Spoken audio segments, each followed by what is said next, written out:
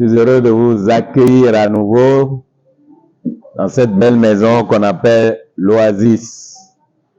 Fatigué de la journée, on arrive à l'Oasis, on va se ressourcer, on va puiser, on va se remplir du Seigneur.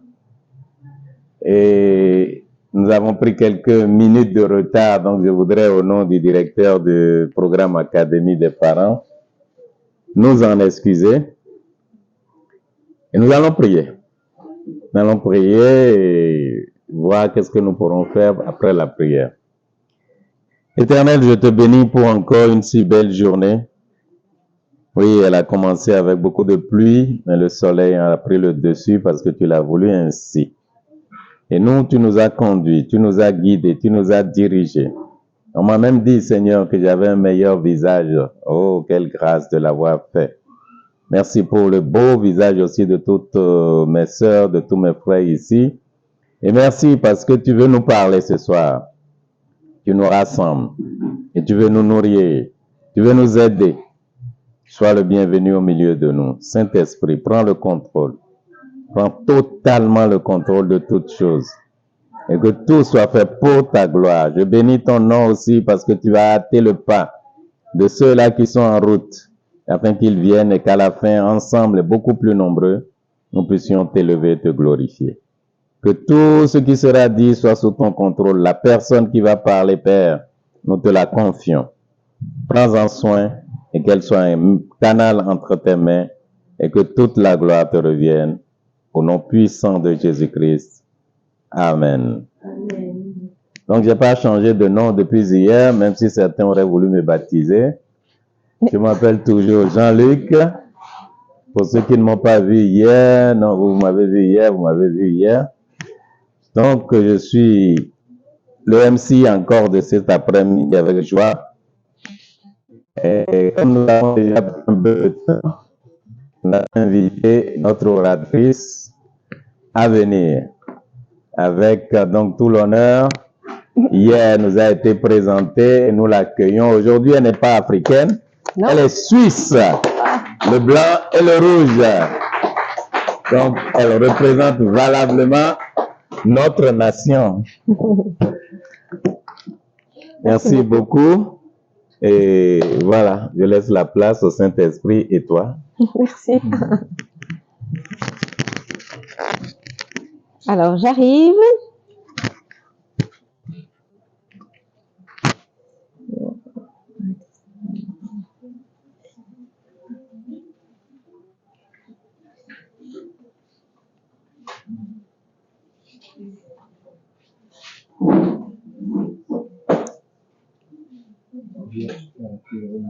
Oui, je sais. Oui. Merci. C'est bon, je sais aussi.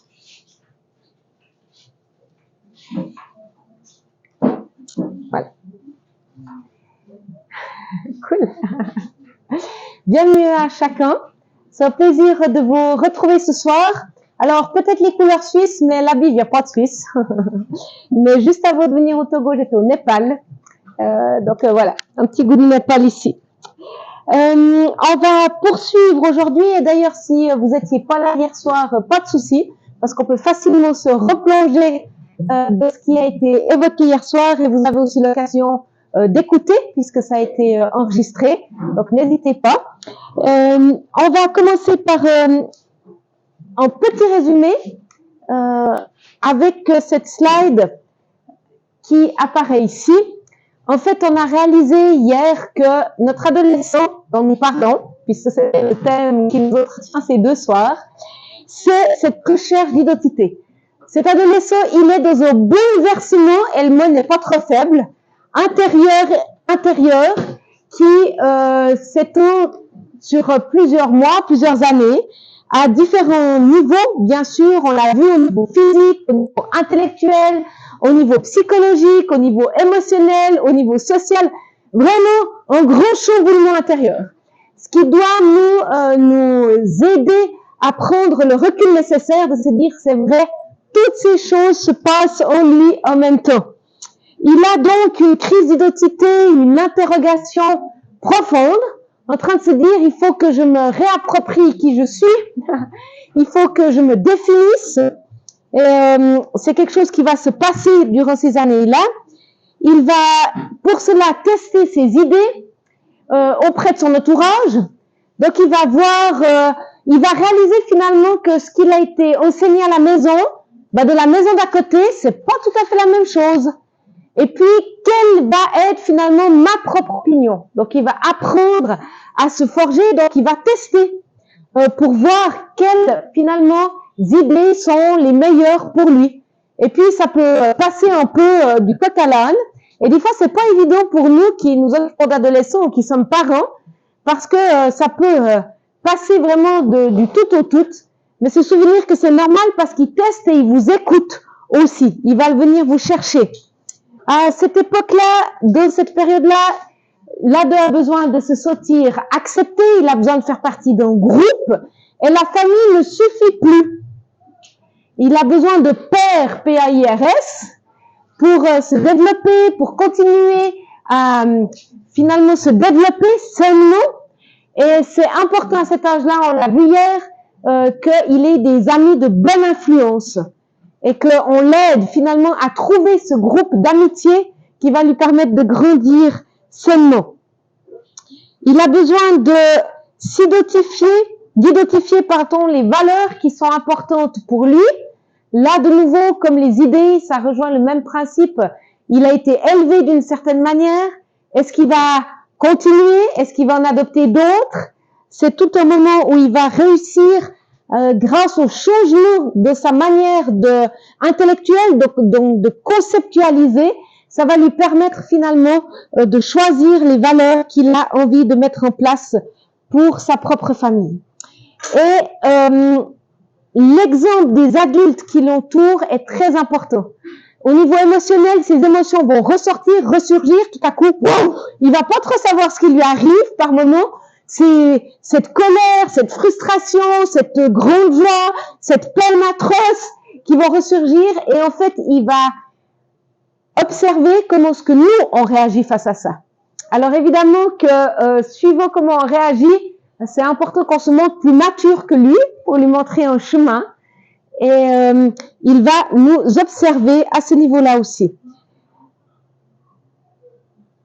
Un aspect qu'on a peu vu hier et qu'on va pas déborder pendant cette conférence, mais qui évidemment fait tout un enseignement en soi, c'est cette découverte aussi, et c'est le point suivant, de sa sexualité. Et c'est une période de l'adolescence où tout à coup, si on est un gars, les filles deviennent intéressantes. Vous savez que de la période enfant, gars-filles, c'est assez séparé, pas trop d'intérêt. Moi, je me souviens toujours de notre fils à l'école, ils ont été placés, ils n'ont pas pu choisir à côté de qui ils s'asseyaient pour le démarrage de l'école, l'année scolaire. Et il s'est retrouvé à côté d'une fille. Je crois qu'il nous a fallu plus d'1 mois pour savoir comment s'appelait la fille qui était assise à côté de lui. Tellement qu'il n'avait aucun intérêt. Ça ne l'intéressait pas, en fait. Et puis, on voit que à l'adolescence, ça change, que tout à coup, il y a un intérêt pour le sexe opposé. Et c'est important qu'on enseigne, évidemment, nos adolescents dans ce domaine-là aussi, parce que ils ont besoin de pistes pour savoir comment naviguer de tout ça. Voilà bref, un résumé des quelques points qu'on a abordés hier. On a bien sûr aussi vu la vision de Dieu, comment Dieu voyait, parce que c'est important dans les temps dans lesquels on vit, qu'en monde de bouleversement, j'ai pas besoin de vous convaincre, tout est ébranlé, et on a besoin de s'accrocher si on veut être une réponse pertinente dans ce monde d'aujourd'hui, ce qu'on souhaite être en tant que chrétien. On a besoin de se réaligner à finalement comment Dieu voit les choses, pour être sûr qu'on soit dans la cible de ce que Dieu désire pour nous aujourd'hui. J'aimerais, avant de poursuivre et d'aborder de nouvelles options, laisser la parole à Gisèle pour qu'elle puisse nous partager 2-3 choses sur les adolescents aussi.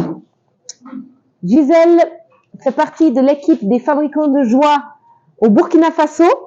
Elle a fait l'école FTJ, donc la formation de 3 mois des fabricants de joie au Nigeria l'année passée avec nous, mais fait partie des FJ depuis quel âge? Depuis que tu as 13 ans. Donc, de nombreuses années. Gisèle est mariée, maman de 3 enfants. Oui. Et puis, c'est un plaisir pour nous d'écouter ce que tu as partagé parce qu'on sait que tu as aussi les ados à cœur.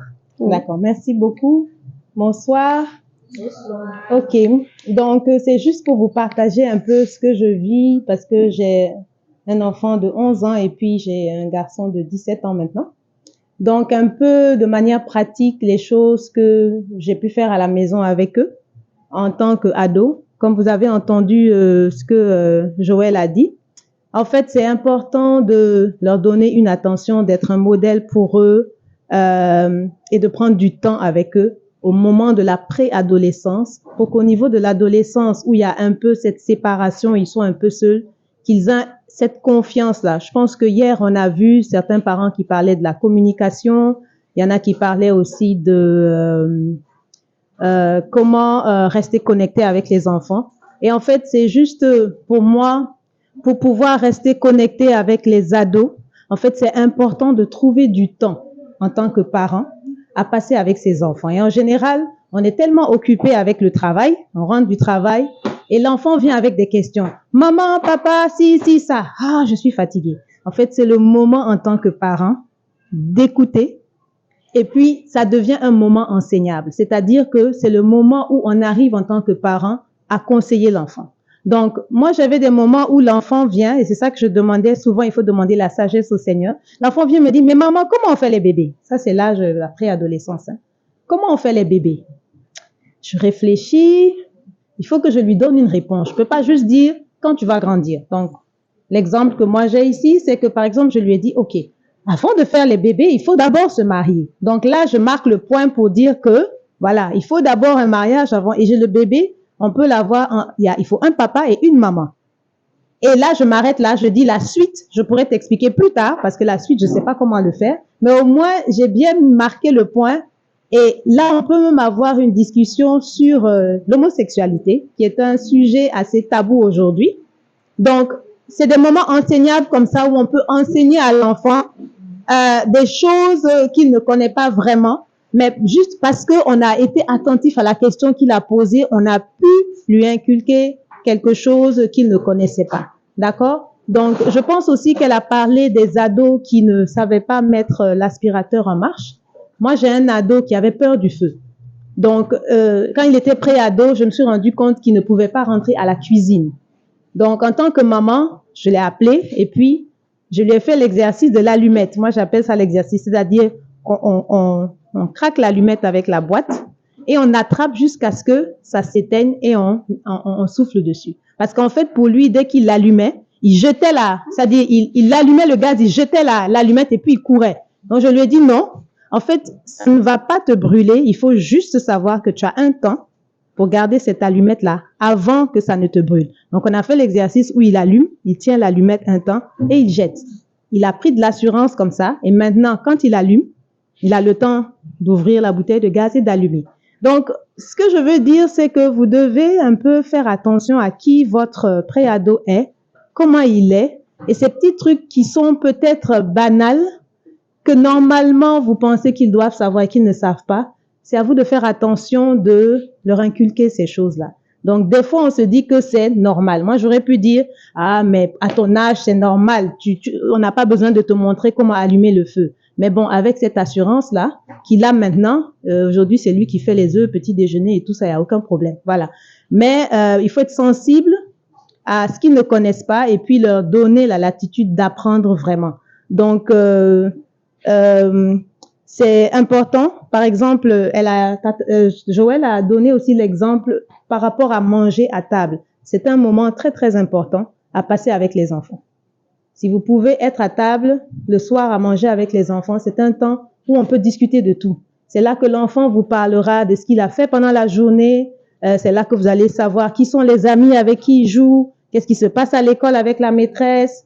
Il y a beaucoup d'informations que vous pouvez avoir pendant que les enfants mangent à table. Et en fait, ça devient aussi une routine familiale. Donc, c'est quelque chose de très important. Donc, apprendre en tant que parent à prendre du temps, pas quand il y a le problème avec l'enfant, parce que quand il y a le problème, ça devient difficile de le régler quand il n'y a pas de communication. Il faut qu'on ait une communication déjà avant qu'il y ait un problème pour que l'enfant puisse se sentir à l'aise avec papa ou avec maman. Donc, c'est à nous intentionnellement de cultiver cette relation-là, cette communication, et puis de savoir identifier les moments enseignables. C'est-à-dire, selon ce qui se passe, il y a des moments où on peut leur expliquer des choses, où on peut leur inculquer des valeurs, et quand ils le prennent, après, c'est plus facile de grandir avec certaines choses. Ça, c'est mon expérience personnelle, hein. Mais par exemple, aujourd'hui, quelque chose, comme je travaille beaucoup avec les ados, j'ai remarqué par exemple qu'aujourd'hui, beaucoup d'ados sont un peu, comment dire, désorientés quand ça vient du mariage, où ils estiment que bon, je peux épouser quelqu'un qui n'est pas forcément chrétien parce que je l'aime. Donc, je sais que c'est quelque chose qui est un peu dans l'église aujourd'hui, les jeunes sont un peu confus quand ça vient de ce domaine-là. Par exemple, ça, c'est une discussion que j'ai déjà eue même avec mes pré-ados. C'était en discussion comme ça. Pourquoi, quand on se marie, quelle est la personne? Et je les encourage en disant, oui, pourquoi il faut épouser quelqu'un de la même valeur, comment dirais-je, chrétienne que vous? Et on va dans les domaines et puis ils disent, ah oui, ok, d'accord, mais je pensais que si, et si, il me donne d'autres perspectives. Et si on fait ci, je leur explique pourquoi. Et si on fait ça, et je leur explique pourquoi. Et une fois que c'est compris, c'est bon. Donc, à l'école, quand on vient me dire, par exemple, même en s'amusant, ah, maman, j'ai un petit copain ici. Je dis, ah bon, il est chrétien? Et puis on me dit, ah, j'ai pas pensé. Je dis, ah, mais il faut y penser. Donc, je sais que ça va pas loin. Mais on établit ces petites choses-là dès la préadolescence. Pour qu'après, quand ils sont ados, on n'ait pas de surprises avec les amis qu'ils fréquentent, avec la manière dont on veut qu'ils se comportent. Donc, c'est juste pour attirer votre attention. Souvent, en tant que parents, on s'attend à investir vraiment dans les ados quand ils sont ados. Et en fait, l'investissement, c'est vraiment à la préadolescence, même avant. Et ils vont suivre, en fait, ce que vous leur avez inculqué tout petit. Donc, c'était juste Merci beaucoup. ce que je voulais rajouter.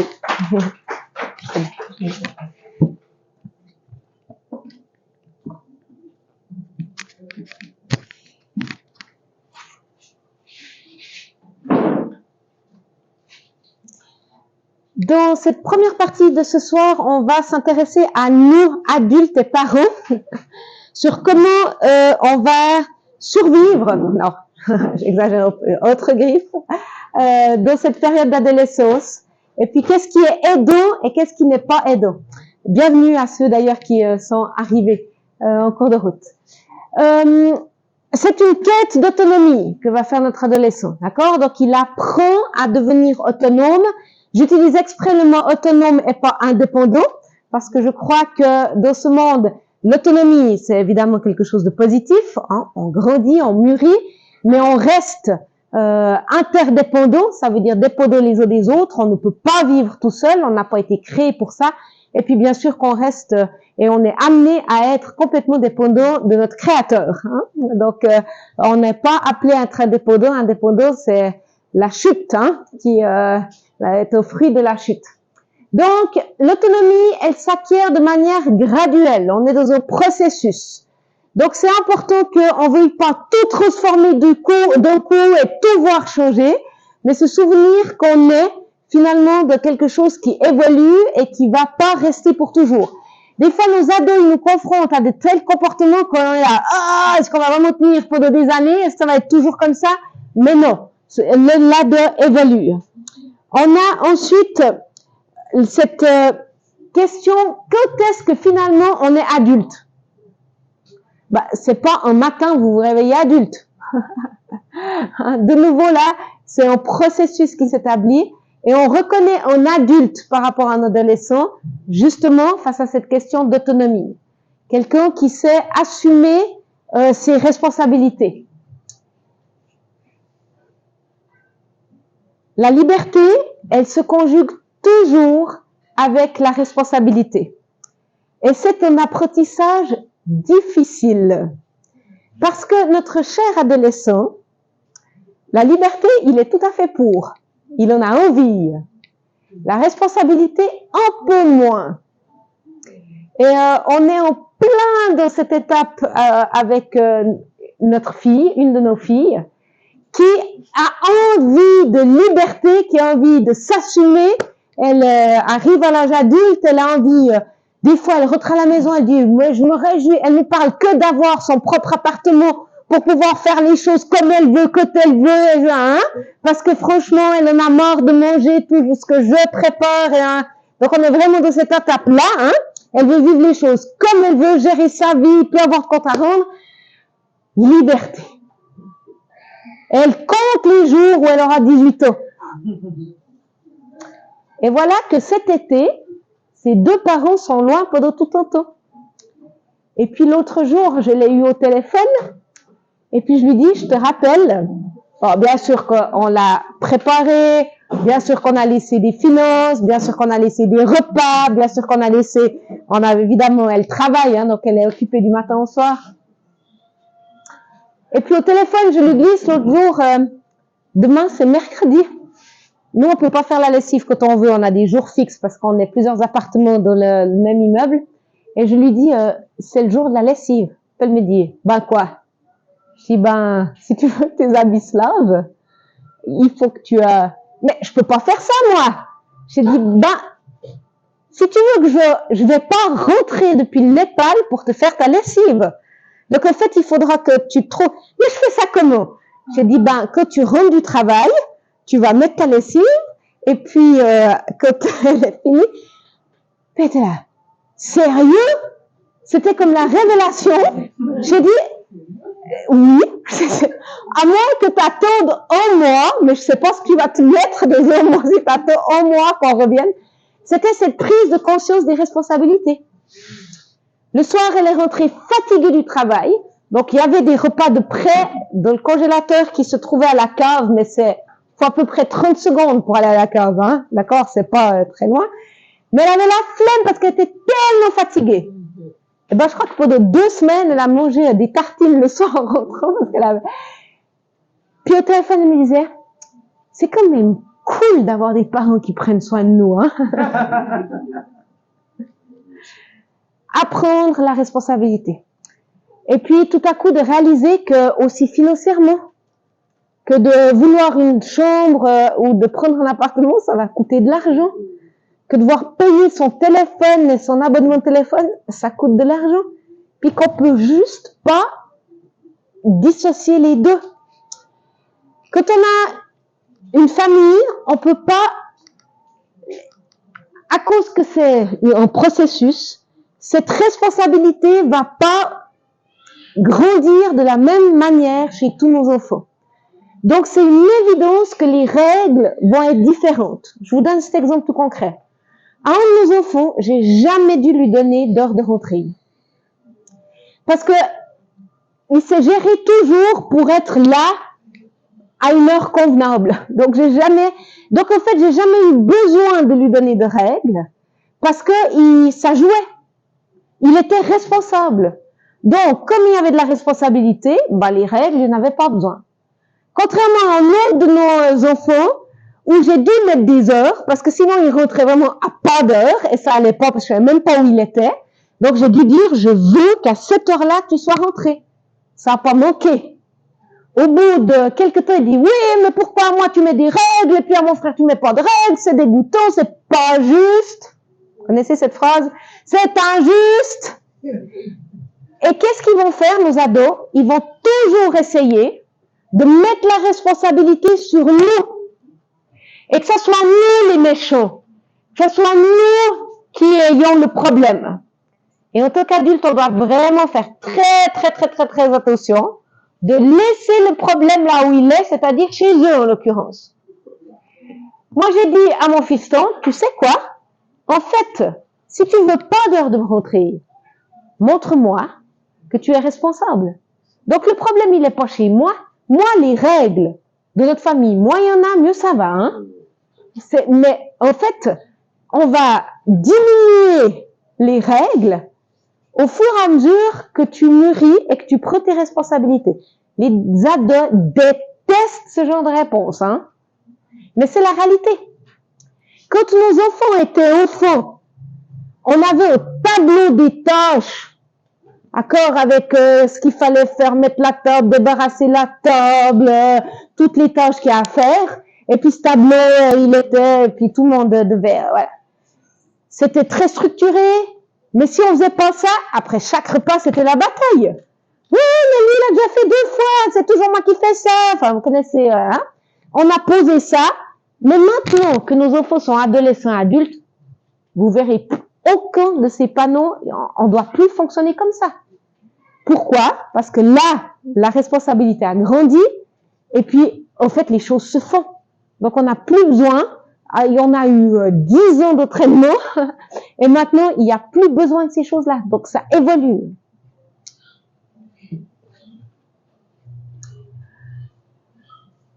On a besoin, en tant que parents, d'apprendre à lâcher prise. Et de laisser à nos adolescents porter la conséquence de leur choix.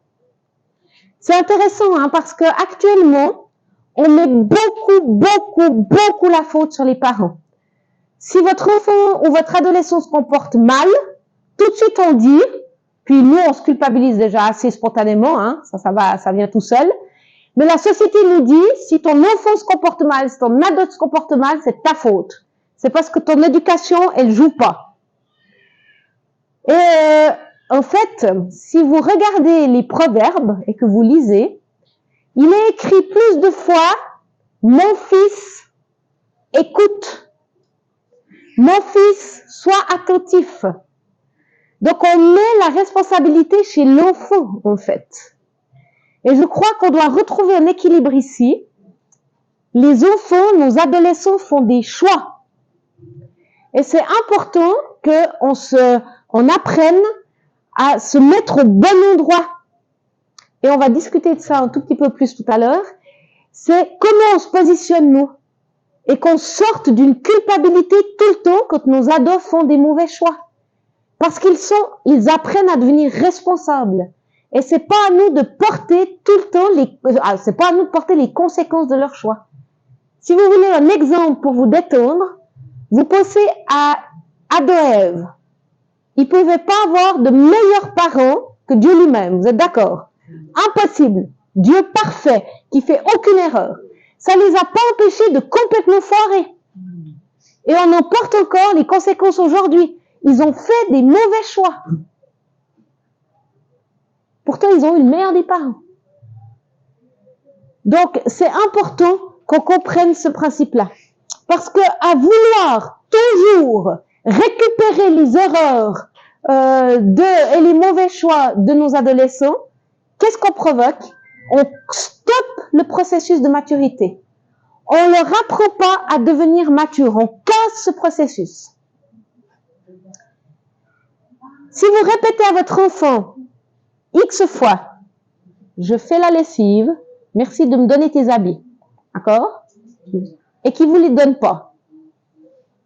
Et que vous entriez dans la chambre, et puis vous allez prendre tous les habits qui traînent, et vous faites sa lessive. Il aura appris quelque chose? Rien. Rien du tout.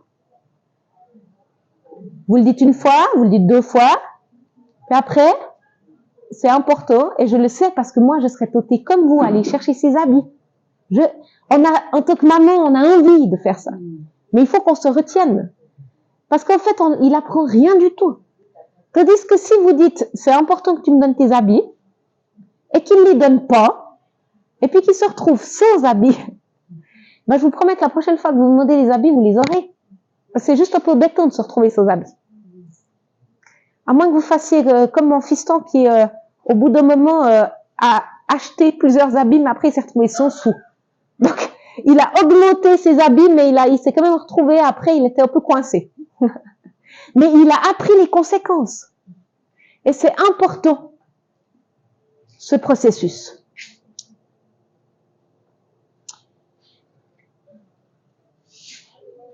L'adolescence. Comment la vivre pour ne pas tomber malade de tes parents? Je sais que c'est un peu provocateur, mais j'avais envie d'évoquer quelques points avec vous.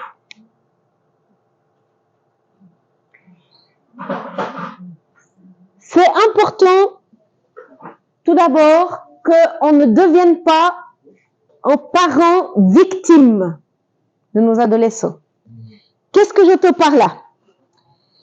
C'est que on perd confiance en notre capacité à prendre des bonnes décisions. Parce que là-dedans, il nous chahute tellement, il nous chamboule, il nous provoque, que des fois, on vient en tant que parents en disant, qu'est-ce que je dois faire là? Je permets pas. Je dois serrer la vis, je serre pas la vis. On est quand même mis devant, je le laisse aller à cette fête, je le laisse pas aller à cette fête.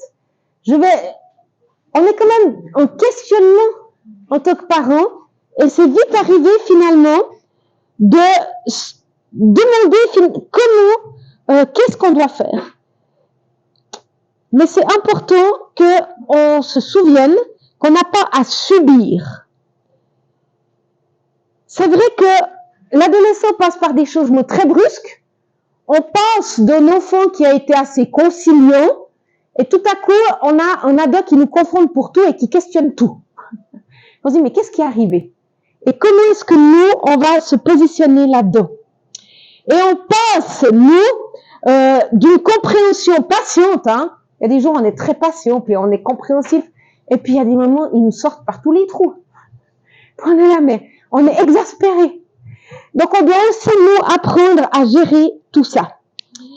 C'est important qu'on arrive à rester, finalement, stable et qu'on trouve notre ligne. Elle n'est pas facile, parce que on peut aller de deux extrêmes. On peut aller dans la démission. Finalement, je bouge pas, puis je laisse choisir. Et combien on voit de parents qui ont finalement laissé leurs adolescents faire leur choix eux-mêmes sans plus les guider, en disant j'abandonne. De toute façon, si c'est pour toujours être en confrontation, si c'est pour toujours devoir argumenter, je lâche. Et on a des parents qui démissionnent d'un côté.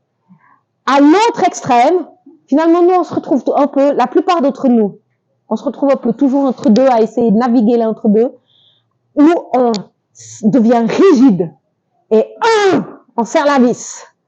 Hein? Puis on dit, c'est moi qui commande ici, tonnerre. Et puis on serre. Vous réalisez bien que de ces deux extrêmes, elles sont ni bonnes ni l'une ni l'autre, et on risque de perdre notre ado dans les deux cas. Mais on doit bien réaliser qu'on navigue un peu toujours entre ces deux extrêmes. Et c'est pas tout simple. C'est pas tout simple.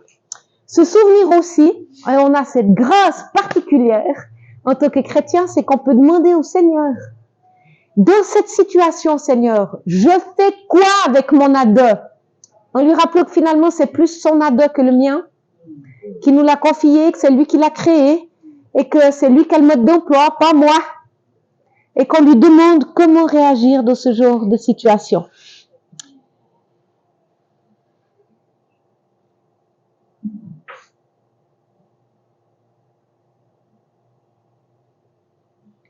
On fait face quand notre enfant rentre de l'adolescence, des fois, à un sentiment d'impuissance. Et en tant que parent, c'est pas toujours facile d'avoir ce sentiment où on a l'impression de perdre un peu le pouvoir. Et comment est-ce qu'on va réagir? Et j'aimerais donner pour cela trois clés, finalement, trois notions fondamentales qui vont nous aider un petit peu à garder le cap et la direction. Pour apprendre à naviguer dans ces eaux qui sont un peu troubles. Hein. Ces trois mots se résument ainsi. Il y a la responsabilité, le pouvoir et le choix. Et on va regarder d'un peu plus près ce que ça signifie.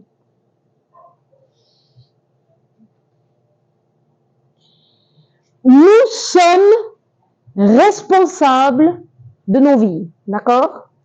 Responsable, c'est être, en anglais ça joue mieux, hein, responsible, c'est être capable de donner une réponse. D'accord? Souvent, de nos propres vies, on réagit. D'accord? On a une stimulation, et puis, pouf, on réagit. On m'agresse, j'agresse. On me fait ça, je réponds ainsi. La réalité, c'est que si on est de vrais responsables, on réalise qu'on a toujours le choix de la réponse qu'on va donner. Mais des fois, ça se calcule au millième de seconde. Mais on est toujours responsable de la manière dont on va réagir. C'est un principe qu'on a enseigné chez nos enfants depuis leur plus jeune âge. Ils se sont plus à me le répéter de nombreuses fois pendant notre éducation, parce qu'évidemment que ça s'applique aussi à moi. Et j'ai pas toujours bien géré ce millième de seconde où j'ai le choix de réagir. Hein. Des fois, ça a explosé, évidemment. On reste humain. Et c'est là qu'ils m'ont dit, maman, t'es responsable de ta réaction. C'est vrai. C'est vrai. Et c'est important qu'on y travaille. Tous ensemble. C'est important qu'on ne sous-estime pas notre capacité à prendre les bonnes décisions. De ce que nous faisons, évidemment, mais aussi de ce qu'on ne fait pas. Ça a aussi de l'influence. De ce que nous disons et de ce que nous taisons. Souvent, on agit comme ça de façon bien sûr inconsciente. Et on se trouve comme un peu spectateur finalement de cette période d'adolescence. Et puis on la regarde au plus passé. Ce qu'il faut qu'on se souvienne. Et j'aime cette image, c'est-à-dire qu'on est dans une pièce de théâtre. D'accord? Et dans cette pièce de théâtre, on est tous acteurs. Les adolescents, les parents, on est acteurs. On n'est pas spectateurs. Et des fois, c'est important qu'on change notre réplique, nous, en tant qu'adultes. Parce que on se dit, mais mon enfant, il ment toujours. Mon enfant, il rentre toujours trop tard. Mon enfant, c'est toujours sa faute. Hein? On est victime de son comportement. Si on est acteur de cette pièce de théâtre, le fait qu'à un moment donné, on change de scénario, nous, qu'est-ce que ça va provoquer dans la pièce de théâtre? Ben, il va être obligé de changer son scénario aussi. Donc ça veut dire qu'on a une influence et qu'on retrouve cette influence, c'est important.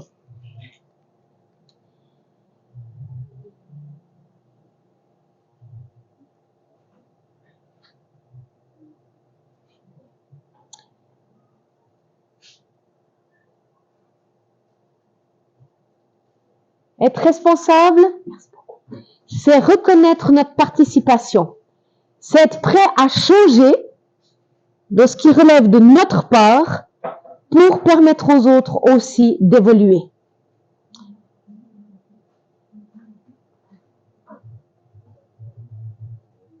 On a un pouvoir de réaction. C'est super de savoir qu'on est responsable, mais on a notre manière de réagir qui entre en compte.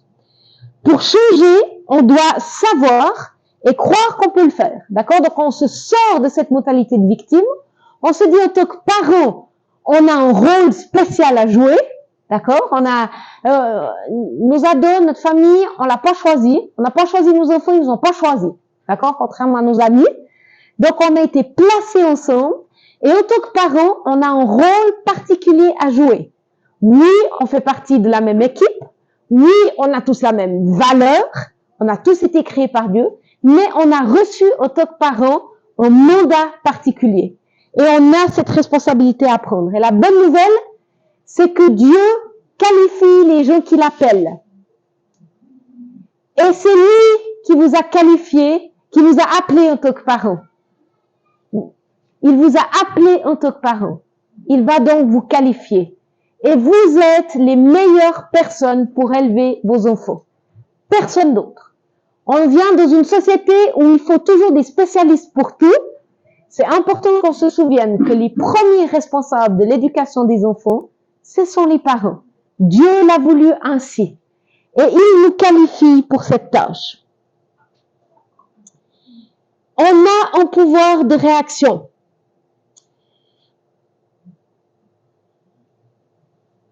Souvent, on s'imagine que finalement, on subit ces choses-là. Comment on le fait? je vous le dis, je vais vous donner des exemples tout concrets. On attribue aux autres ce qu'on ressent. D'accord? Donc on lui dit, tu me déprimes, tu me fâches, tu me choques. Mais au fait, est-ce que c'est vraiment l'autre qui provoque ces choses-là?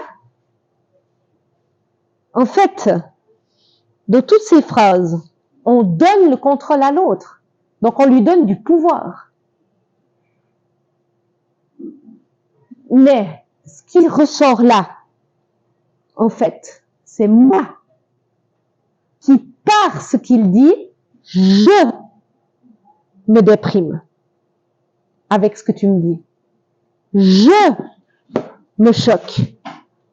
Je me fâche. Je me rends coupable.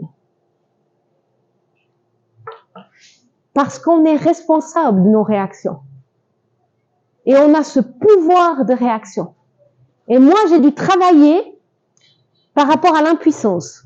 On s'est retrouvé dans une situation avec un de nos enfants où c'est devenu vraiment compliqué.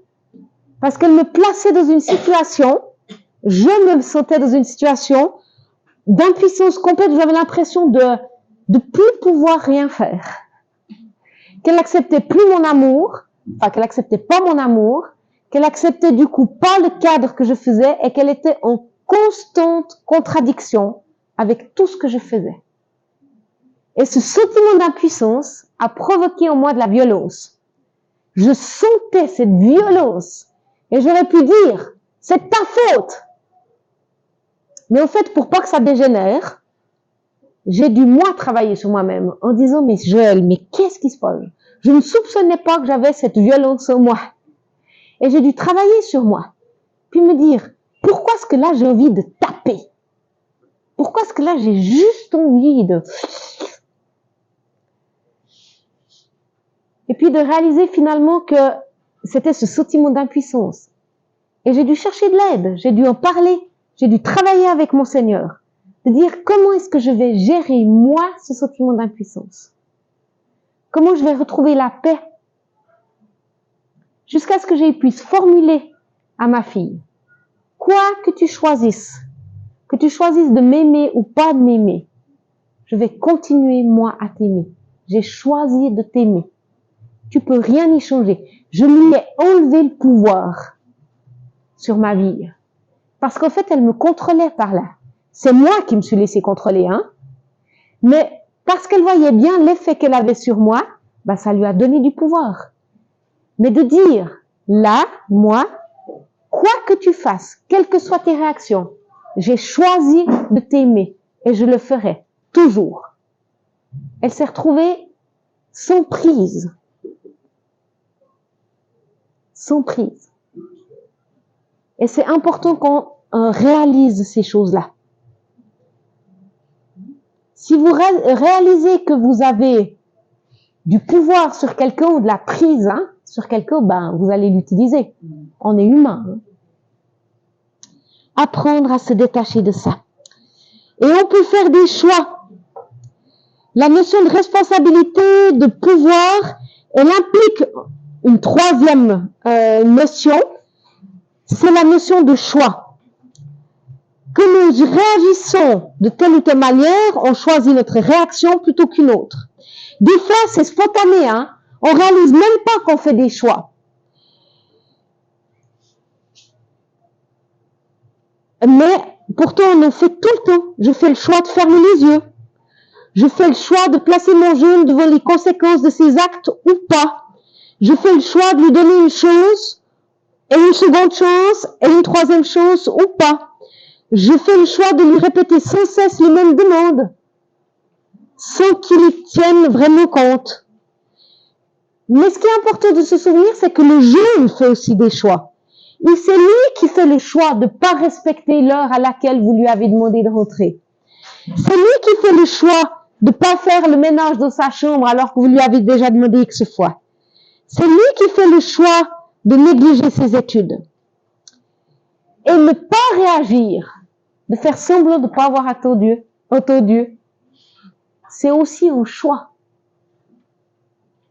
Et c'est important qu'on travaille sur ces notions que je viens d'évoquer, de responsabilité, de réaction et de choix chez nous en tant qu'adultes et chez l'adolescent. Pour qu'on puisse ensemble, et surtout l'adolescent, grandir sur ce chemin de maturité.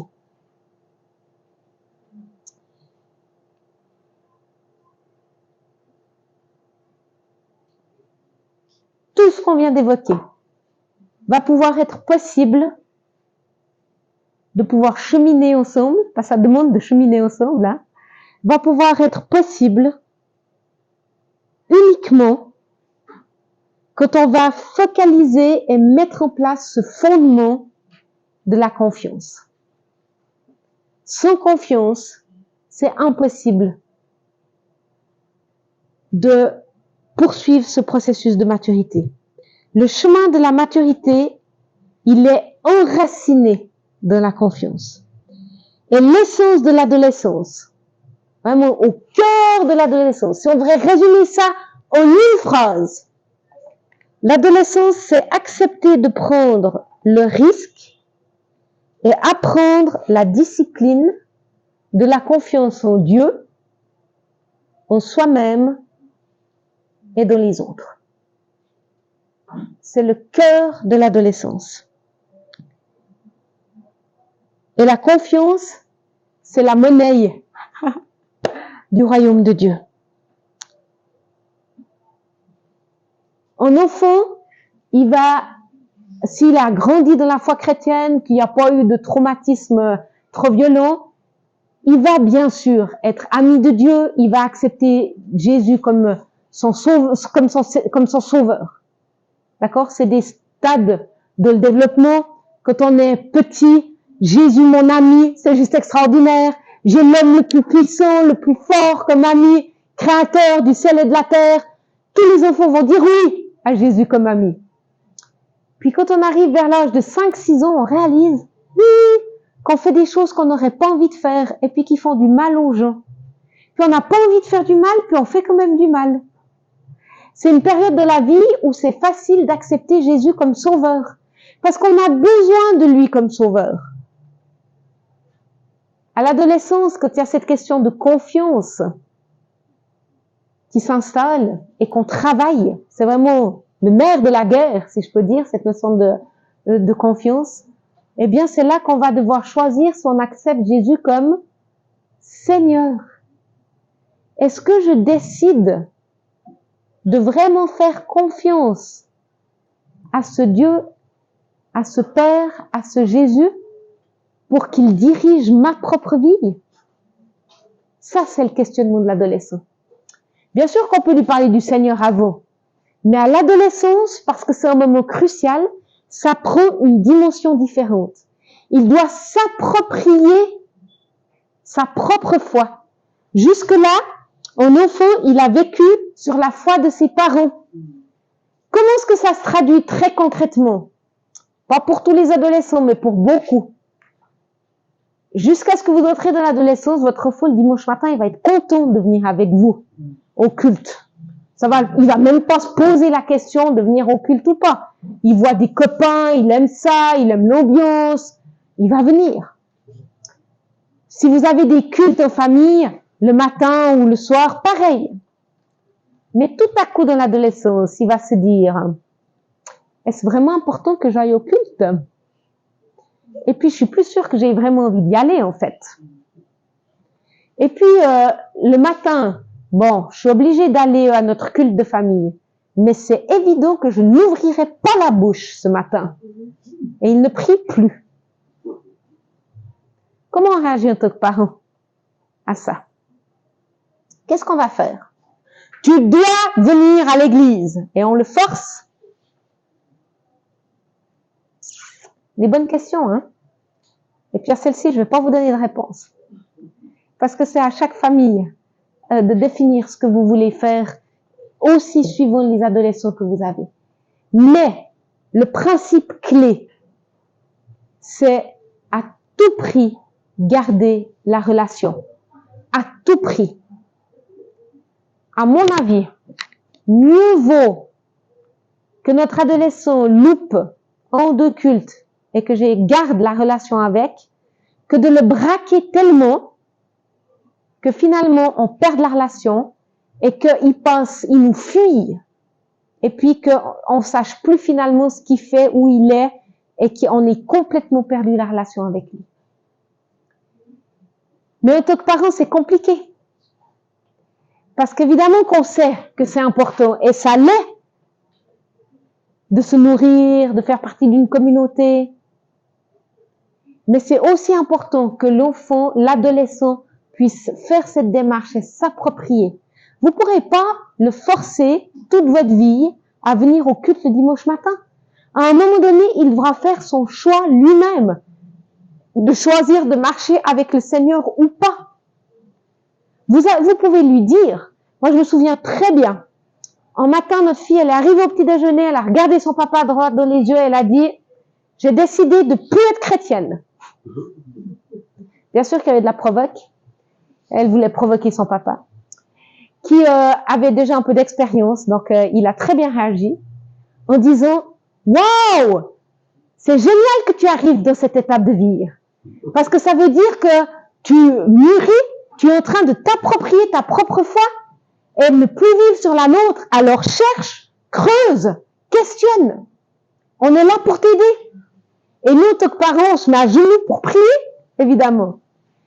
Si on voit que nos enfants s'éloignent, si on voit que plus rien ne les intéresse de la foi, bien sûr qu'on peut exprimer à nos enfants qu'on est attristé par les décisions qu'ils prennent.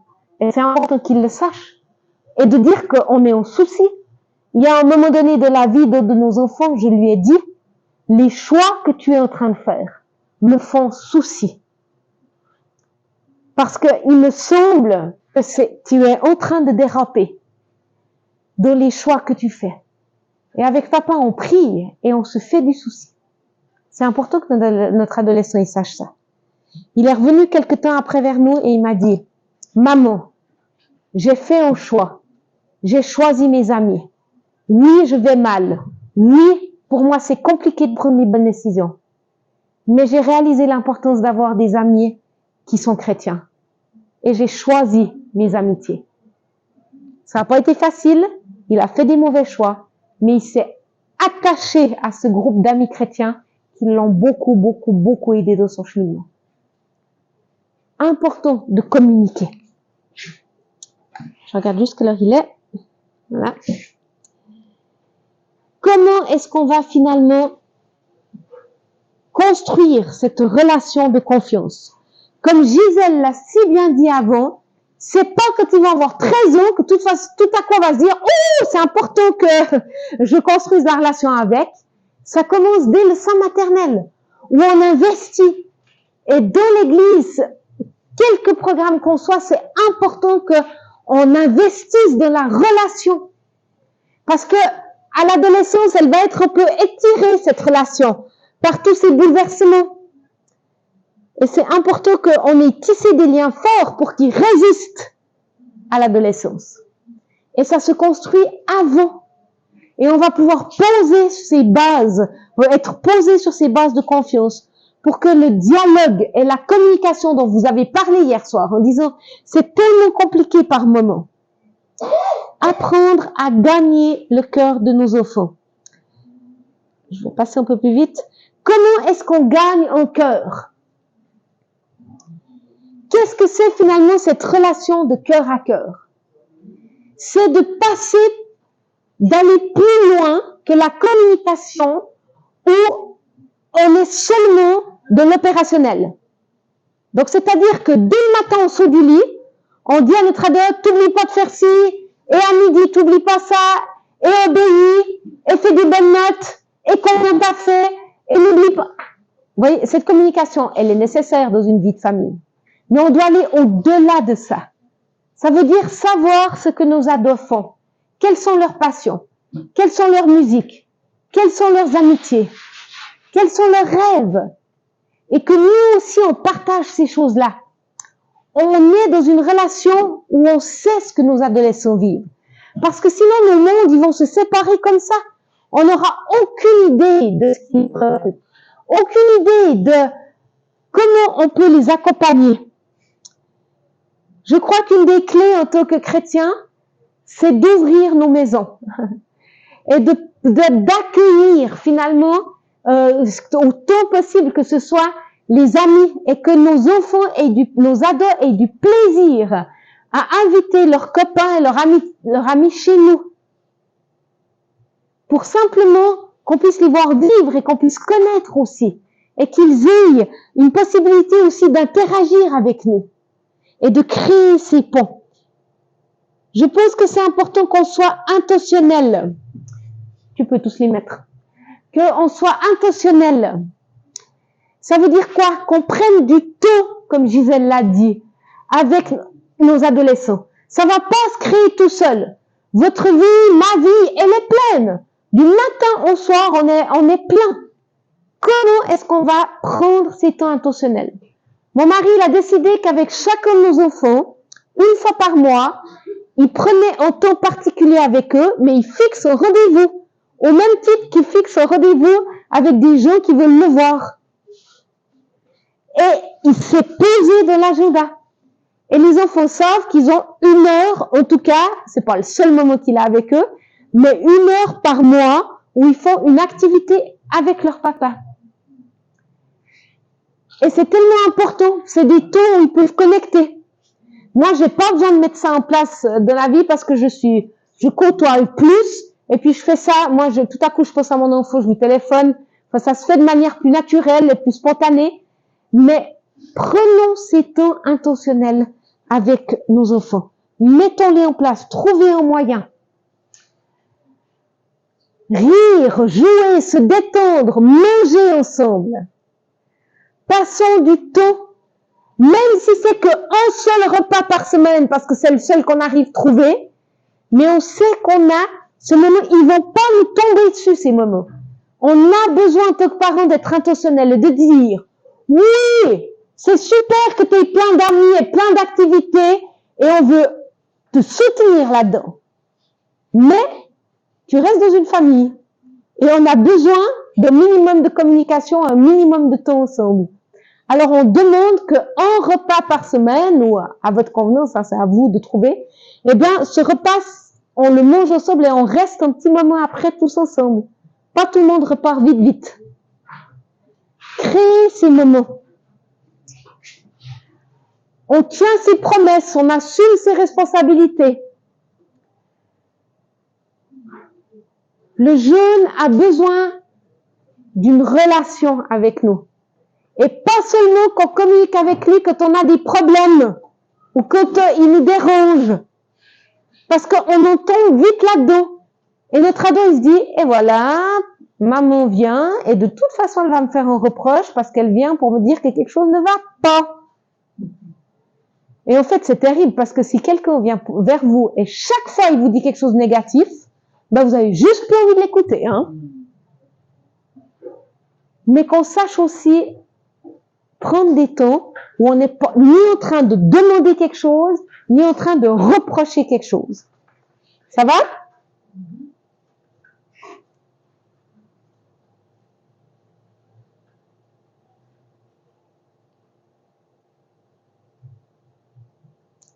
On a cette promesse sur laquelle on peut s'appuyer.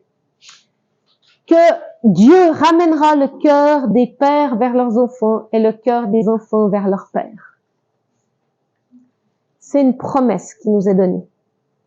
Et si vous voyez dans votre propre famille ou autour de vous ces relations de cœur à cœur qui sont distendues, accrochez-vous à cette promesse. Demandez à Dieu. Vous savez, ces paroles, elles sont pas anodines. Elles sont écrites dans Malachie. Malachie, c'est le dernier livre de l'Ancien Testament. Nous, on tourne une page quand on est au Nouveau Testament, ok? Mais vous savez combien de temps il y a entre l'Ancien et le Nouveau Testament? 400 ans. Pendant 400 ans, Dieu s'est tu. Quand un homme va dire ses dernières paroles, c'est qu'elles sont importantes. Et il nous a donné cette promesse. Il nous a donné cette promesse. Et je crois qu'il faut qu'on s'y accroche dans les temps difficiles où il nous semble perdre le cœur de nos enfants, on sent qu'ils prennent de la distance. Te dire, hé, tu as dit que tu ramènerais nos cœurs ensemble. Alors montre-moi ma part. Montre-moi comment je peux aller construire ce pont. En tant que chrétiens, nous sommes appelés à bâtir des ponts et pas des murs. C'est l'ennemi qui construit des murs pour nous diviser. Nous, on est appelés à construire un pont. Mais écoutez-moi bien, vous ne pouvez pas forcer quelqu'un à emprunter ce pont. Vous pouvez lui montrer ce pont, lui dire, hé, viens, viens, le pont est ouvert, tu peux venir vers moi. Mais vous pouvez pas le forcer. Vous pouvez pas forcer quelqu'un à entrer dans la relation avec vous. Dieu lui-même ne le fait pas avec vous. Sinon, ce serait du contrôle et de la manipulation. Par contre, notre job, c'est de construire tous les ponts possibles. Tous les ponts possibles. Il n'y a pas plus de grande joie dans le ciel quand il y a réconciliation. Vous savez que c'est la fête au ciel quand quelqu'un se réconcilie avec Dieu. C'est la fête au ciel quand dans une famille, il y a réconciliation. Il n'y a rien qui compte plus aux yeux de Dieu que la réconciliation. Il a payé le prix fort pour qu'on se réconcilie avec lui. Il a donné son Fils unique. Réconciliation. Et notre job, à nous tous en tant que chrétiens, c'est de construire ces ponts. Construire ces ponts. Encore et encore. Demandez à Dieu. Évidemment, si votre ado ne vous parle plus et que la relation a été coupée depuis des mois et des mois, eh ben, il faut qu'on adapte la manière dont on va réentrer en communication avec. On va pas tout à coup lui dire, viens passer 2 heures avec moi. Ça va le faire fuir. Par contre, ce qu'on peut faire, et il faut qu'on demande à Dieu, mais une idée, ce serait, simplement de lui envoyer un WhatsApp en lui disant, je te souhaite une bonne journée aujourd'hui. C'est un premier pas. On reconstruit la relation pour voir que c'est ouvert. Et petit à petit, alors que la confiance se réinstalle, ça va nous donner l'autorité de reparler dans cette relation et de réinvestir cette relation. Vous comprenez la démarche?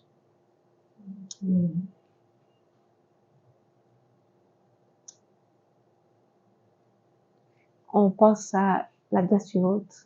C'est vrai, c'est celle-là? Alors, attends. Ah oui. Je regarde l'heure. Ouais, on va prendre la question. Quels sont, et là j'aimerais que vous participiez un petit peu, quels sont selon vous les éléments qui favorisent une relation de cœur à cœur? Qu'est-ce qu'on peut mettre en place qui soit positif pour cette relation de cœur à cœur? Oui, les moments de qualité, absolument. L'authenticité. L'authenticité, ça veut dire que je me montre vrai. Hein? Quand ça va pas bien, je le dis. Quand je suis contrariée, je le dis. Et on s'ouvre en tant qu'adulte aussi. On n'appelle pas ça que de l'autre personne. Oui, quoi d'autre?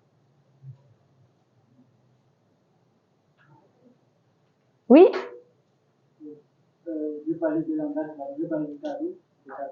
D'accord, c'est quand on met en place tous les langages de l'amour. Hein? C'est ça que vous êtes en train de citer. C'est vrai, quand on manifeste de l'amour, que la personne, elle se sent aimée inconditionnellement. Donc, ça veut dire qu'on aime, quelles que soient ses actions. D'accord? Oui. Quoi d'autre encore? Oui. L'intégrité. L'intégrité, on en a une parfaite définition en parlant d'entre vous hier soir. C'est quand ce que je dis et mes actions, il y a une cohérence la plus parfaite possible. Oui. Le respect. Le respect, absolument. Je me sens respectée. Quoi d'autre encore? Moi, je pense que le sentiment de sécurité favorise aussi cette relation de cœur à cœur. On a l'amour inconditionnel, on l'a cité. On a la confiance et la sécurité. Et je pense que l'écoute favorise aussi cette relation de cœur à cœur où on se sent écouté, et l'encouragement. Ça rejoint les paroles valorisantes. être encouragé. Si on prend maintenant la deuxième question, quels sont les obstacles à une relation de cœur à cœur? Qu'est-ce qui va détruire cette relation de cœur à cœur, selon vous? Quelques pistes. Oui, Le contrôle, absolument. Le contrôle. le manque de respect, Oui, l'irrespect. D'autres choses? l'accusation, L'accusation. Aïe, aïe, aïe, aïe, aïe. Combien on est prompt à accuser et à juger, hein? L'accusation et le jugement. Oui. D'autres choses que vous voyez?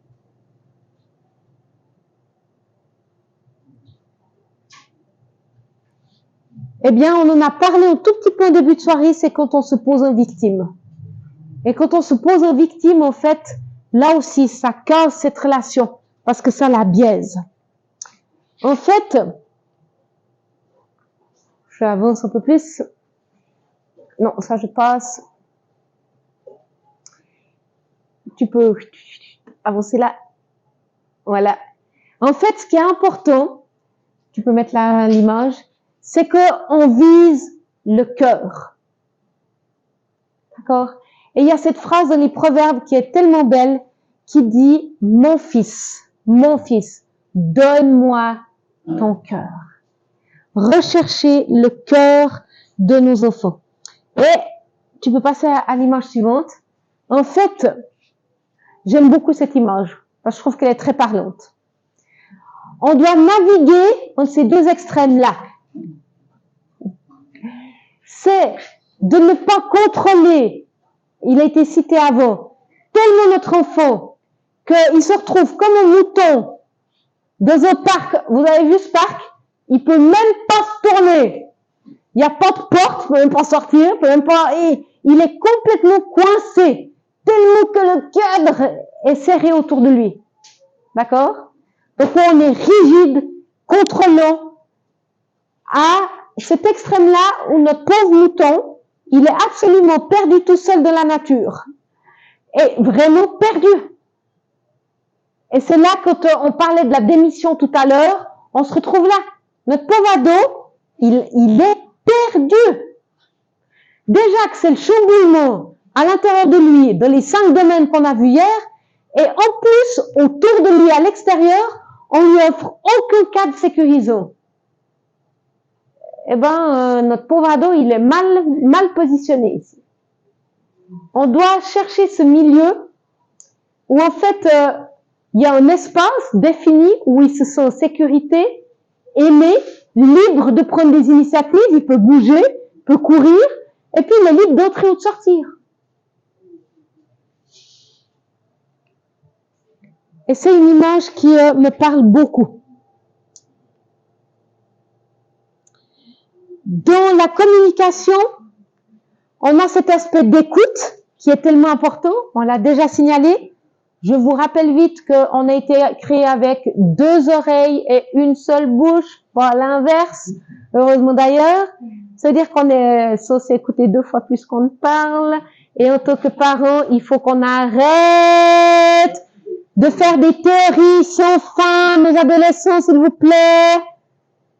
Des fois, on s'écoute parler, arrêtons avec nos théories, ils les savent, ça fait 12, 13 ans qu'ils sont avec vous. Donc, faisons le résumé, s'il vous plaît. C'est vraiment important qu'on arrête de saouler nos ados, hein. Parce qu'on les perd, en fait. Gardons-nous et allons à l'essentiel. Et surtout, écoutons-les.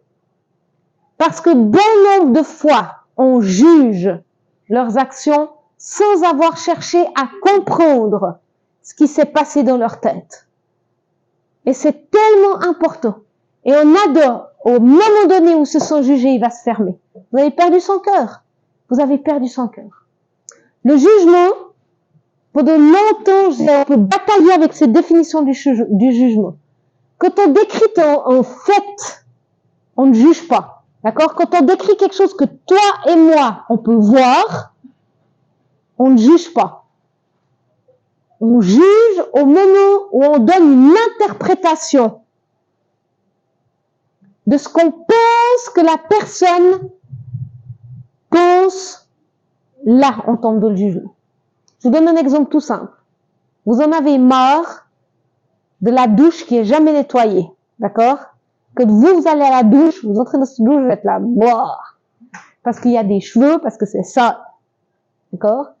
Si vous allez mettre votre ado en disant, c'est toujours la même chose, tu fais exprès ou bien, de jamais, toujours, jamais, d'accord? Nettoyer cette salle de bain, toujours avec des cheveux, c'est tout, là, tu fais exprès.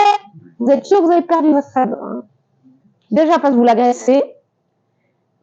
Vous-même, vous n'aimez pas être agressé. Il y a des toujours, il y a des jamais. Et puis, on juge parce qu'on suppose qu'il fait exprès. Alors que si on va en disant calmement, c'est important pour moi, que la salle de bain soit propre. Quand tu auras ton propre appartement, tu feras comme tu veux. En attendant là, chez nous. Donc, pour moi, c'est important. Ça fait partie des quelques non négociables qu'un adolescent doit apprendre. D'accord? Quand il questionne des règles, eh ben, dire, pour l'instant, c'est moi qui ai été placé en charge, tu vis sous notre toit, c'est comme ça.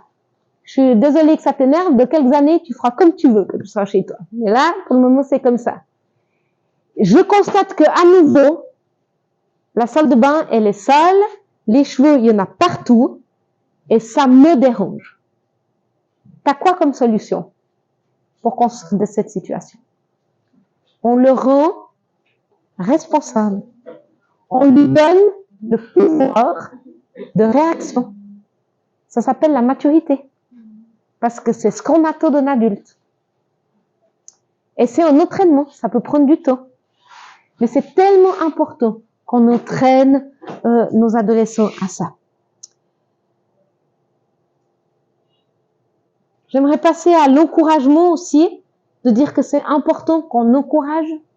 Vous savez très bien vous-même aussi que à force qu'on vous répète ce que vous faites mal et qu'on vous fasse reproche sur reproche continuellement, ça va pas tellement vous aider à donner le meilleur de vous-même.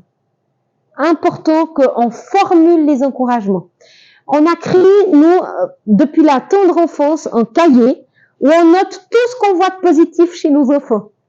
Comme ça, quand vous avez ces journées où vous voyez que ce qui va pas bien chez votre enfant et que ça vous irrite, et vous avez au moins une liste des choses positives de vos enfants que vous pouvez lui dire et lui répéter. Ça vous permet aussi de vous prendre un peu de recul par rapport à ça. Tu peux avancer. L'encouragement.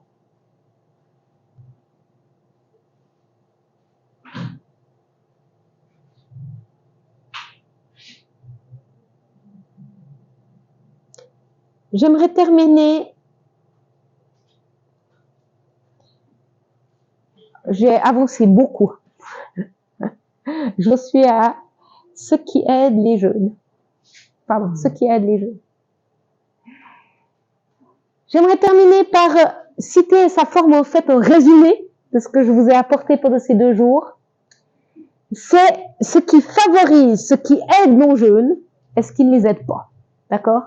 En tant que parents. Ce qui les aide, c'est qu'en tant que parents, on reste avec des positions bien arrêtées. C'est pas un souci, ça. C'est important pour offrir ce cadre sécure. Eh bien, il y a des choses où on est sûr. C'est eux qui sont chahutés de leurs pensées. Mais nous, à l'âge adulte, on a des positions qui sont marquées. Il y a des choses que vous savez, d'accord? Et que vous voulez respecter. Tout en restant ouvert. Est-ce que votre adolescent a le droit de vous questionner? Bien sûr, il y a la manière qu'il doit apprendre. C'est une évidence. Qu'il doit apprendre à le faire de manière respectueuse. Mais est-ce qu'il a le droit de vous questionner sur tous les domaines? Est-ce que vous lui laissez cet espace pour venir vous poser les questions? En fait, pourquoi tu fais ça, papa? Pourquoi tu agis ainsi? Puis il y a des fois, ça nous remet en question nous-mêmes, hein. Puis c'est des fois, on est là, il faut que je réfléchisse parce que c'est vrai, en fait, que c'est pas tellement cohérent. C'est vrai que là, mais on est humain. Et ça nous donne des occasions de grandir aussi. Et des fois, on va pouvoir leur expliquer pourquoi on fait les choses. On est ferme, d'accord? Il y a des choses qui sont non négociables. On n'est pas les amis de nos enfants. On est les parents. Moi, je dis toujours à mes enfants, tes amis, tu peux les choisir, tes parents, pas de bol, c'est moi. Dieu a choisi comme ça. On choisit pas les enfants, on choisit pas les parents, mais j'ai un rôle particulier à jouer. Et c'est comme ça. Mais on va pas devenir rigide. Vous comprenez la différence? On va éviter le blâme et la violence rancunière, où on va leur faire payer leurs mauvaises actions pendant des mois et des mois et des mois, et on va leur répéter encore et encore ce qu'ils ont fait de mal quand ils sont rentrés trop tard, et puis ils se sont améliorés depuis, mais nous sans cesse on leur dit non, je te permets pas parce qu'il y a 6 mois, il faut qu'on avance au bout d'un moment.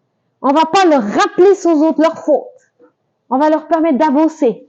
On évite le harcèlement en rabâchant constamment les erreurs du passé. C'est pas comme ça qu'un être humain se construit et grandit. On va oser dire non quand il le faut. Il y a des fois, on va juste dire non, je ne veux pas ce week-end que tu ailles à cette fête. Et puis s'ils nous disent mais pourquoi hein? Eh ben, des fois vous avez juste en tant que parent à dire parce que non. On n'a pas à justifier tout le temps nos choix. Quand on peut, quand on a des bonnes raisons, quand c'est évident pour nous, on va le dire. Mais il y a des fois, c'est juste que c'est non parce que c'est non. On ne doit pas chercher à être, alors comprenez-moi bien, on ne doit pas chercher à être aimé à tout prix par nos enfants. Bien sûr qu'on ne va pas faire exprès qu'ils nous détestent, c'est une évidence. On va créer un climat favorable où la relation elle est bonne, elle est épanouissante pour tout le monde. Mais il y a des prises de décision qu'on doit prendre. Et on ne doit pas prendre nos décisions en fonction de l'amour de nos enfants ou pas. Et on doit entendre les questions qui se cachent derrière certaines affirmations parce qu'un adolescent, il va venir comme ça en disant, paf, il va affirmer quelque chose. Mais des fois, c'est une manière pour lui de poser une question. Et on a le droit de le questionner aussi.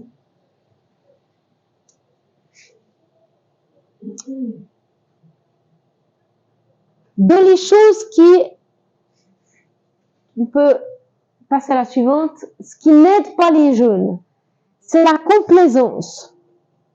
Qu'est-ce que c'est la complaisance? C'est quand on va chercher à faire plaisir en s'adaptant.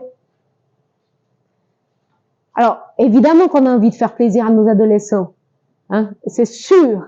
Et puis c'est important que quand on sait, s'il rentre d'une journée super fatigué, on sait qu'il y a eu des grands défis, de lui faire son repas préféré, évidemment, il n'y a pas de souci avec ça.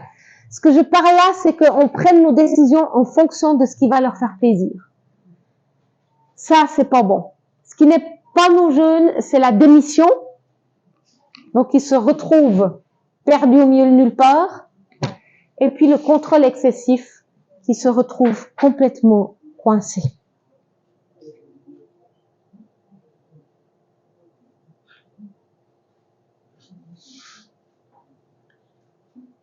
Jolie, tu voulais donner un témoignage, ou bien? Non, ça marche. En conclusion,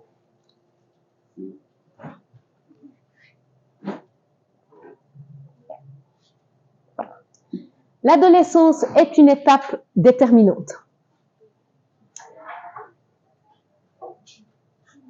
Un jeune a besoin qu'on l'accepte tel qu'il est avec ses bons côtés et les autres.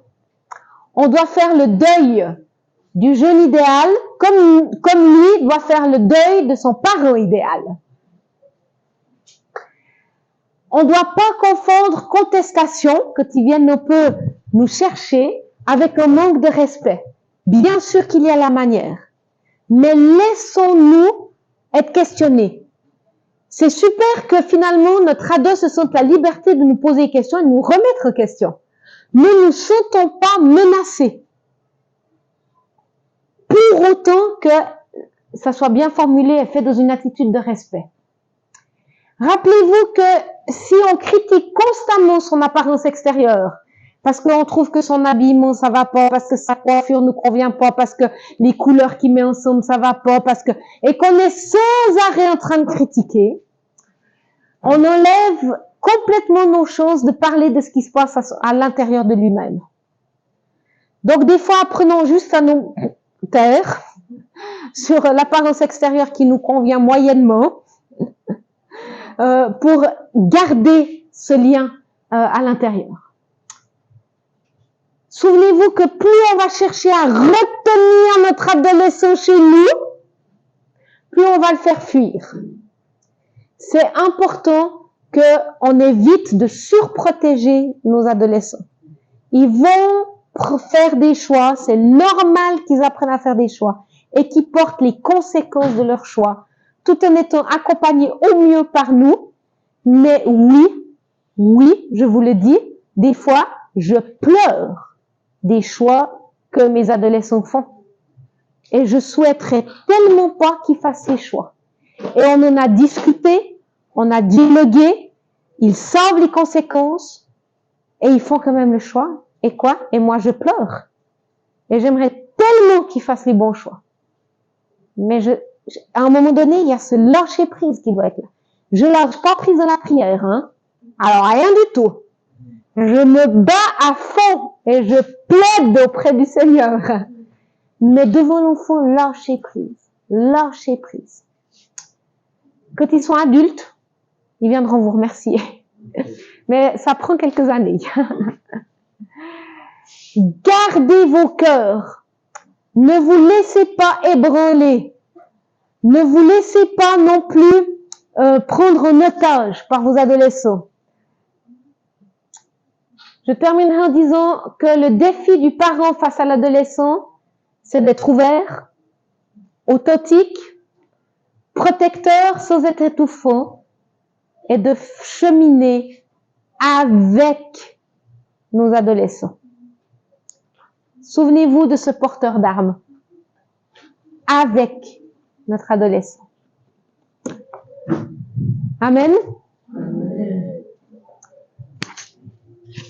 Bénissons le nom du Seigneur.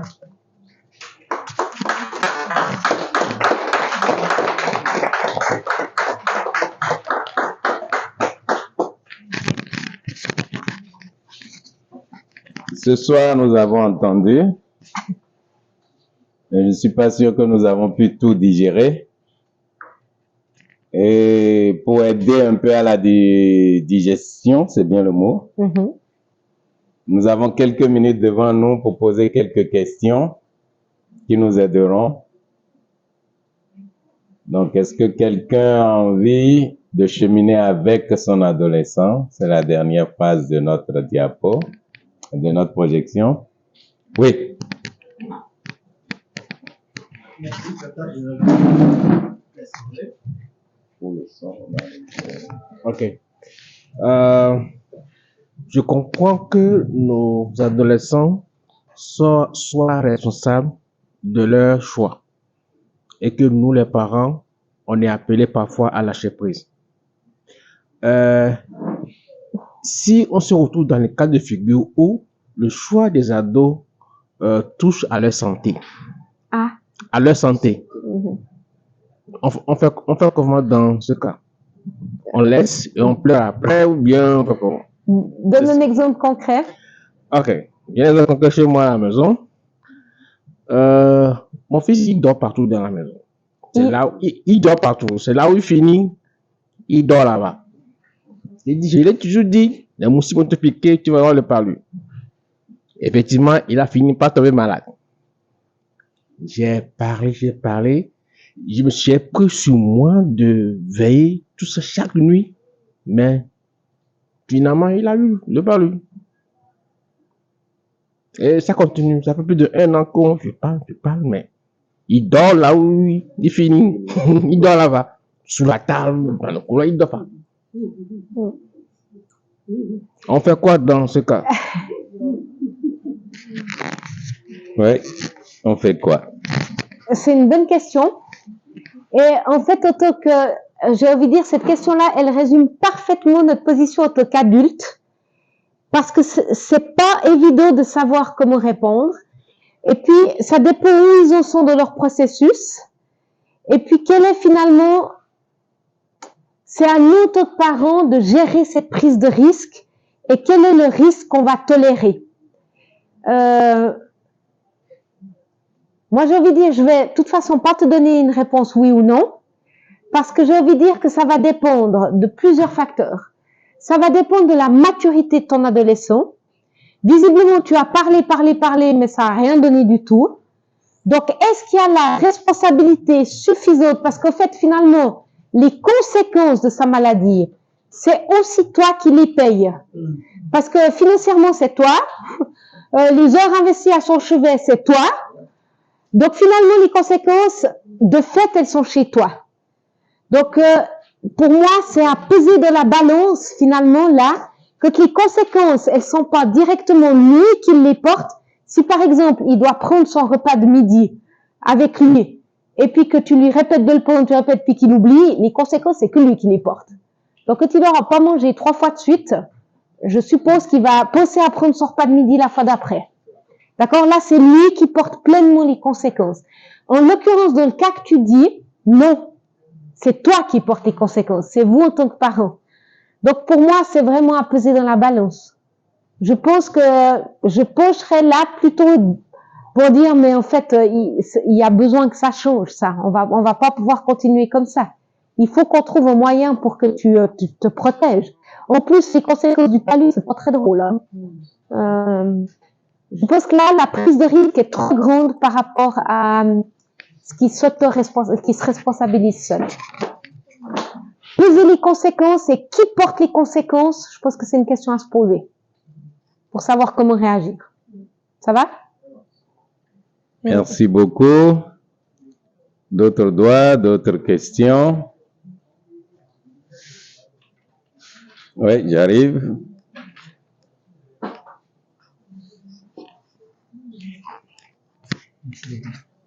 Oui, merci beaucoup pour ce moment d'enseignement. J'ai vraiment savouré. Mais en fait, ma question, c'est de savoir comment est-ce qu'on peut prendre le temps de se rassasier, c'est-à-dire, à part ici, on a besoin encore d'autres informations. En fait, comment est-ce que vous y êtes arrivé? Comment on peut se remplir pour qu'au moment venu, on soit vraiment une réussite pour l'ado, en fait. C'est-à-dire qu'on puisse vraiment être un vrai porteur d'âme selon le cœur de Dieu. Merci.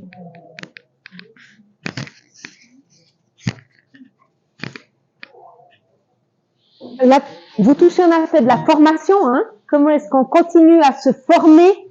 Comment est-ce qu'on continue moi, je crois que j'ai envie de dire, tout d'abord, c'est en continuant à travailler ces principes du royaume, donc à se plonger de la parole, à chercher.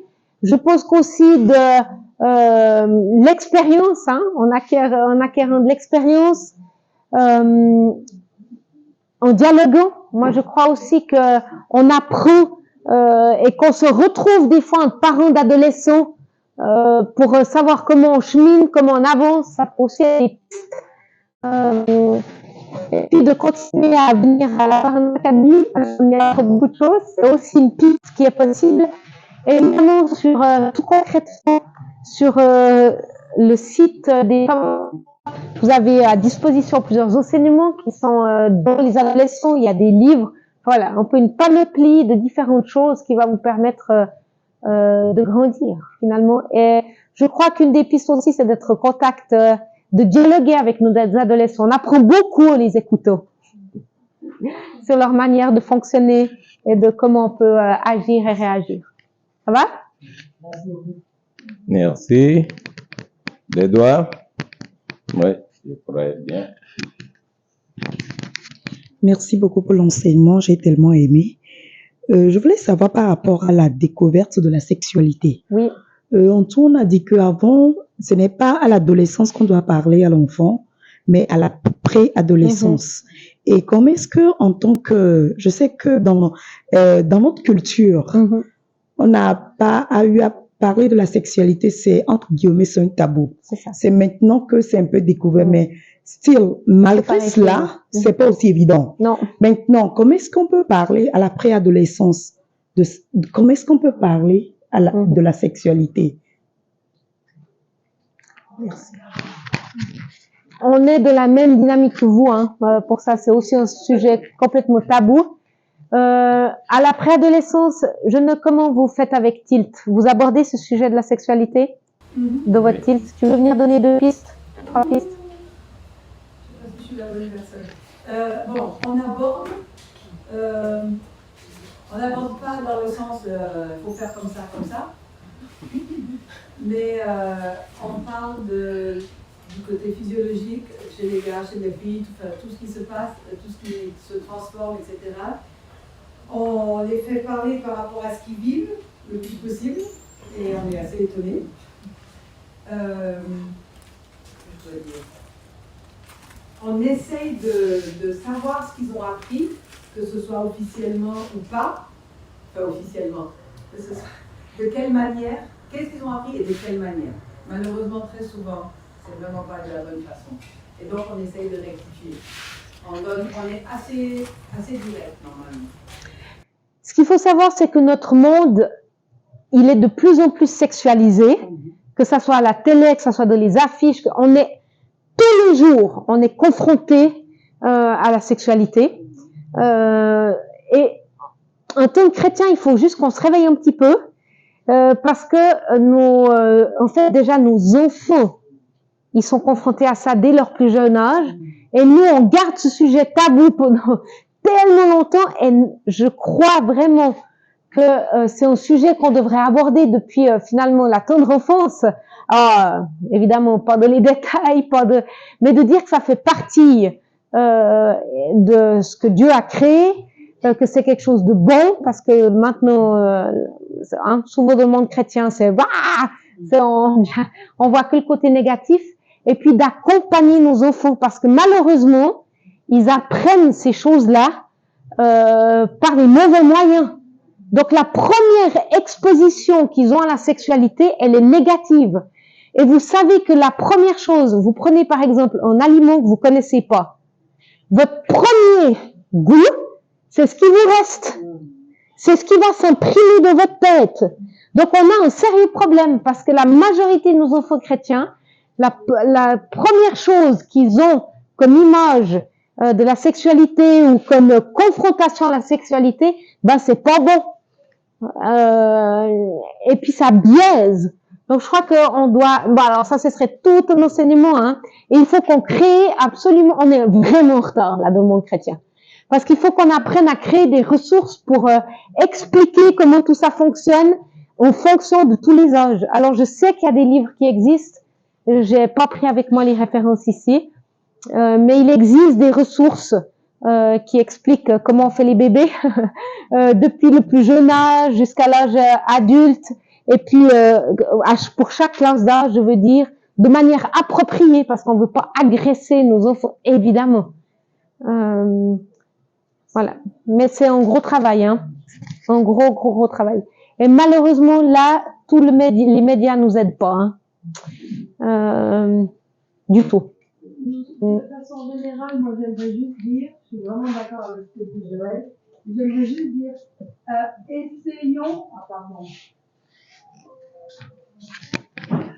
essayons d'être le plus, vrai possible, puis en même temps le plus simple possible. Parce que c'est vrai, on devrait en parler dès le plus jeune âge. Simplement, un petit de 2, 3 ans, 4 ans, disons 4 ans, qui pose une question de ce genre, il n'a pas besoin de tous les détails. C'est pas ça qu'il cherche.